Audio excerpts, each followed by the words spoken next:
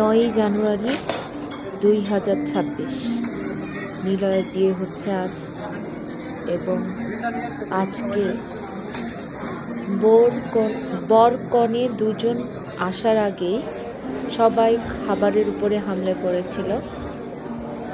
Buffet launch Bashundhara শাখায় সবাই সবার প্লেটটা নিয়ে খাচ্ছে, ঘুরছে, আর বউ এবং বরের জন্য অপেক্ষা করছে। এখানে সব কিছুই ছিল।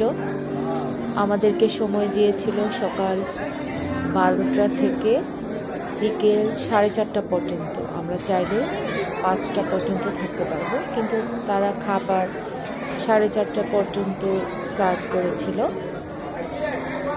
ভালোই ছিল। সবার তো আর খাবারের ভাগ্য হয় না। ওরা খাচ্ছে, খেয়ে নিক। কিছু মানুষ না খেয়ে সময়টা পার করল।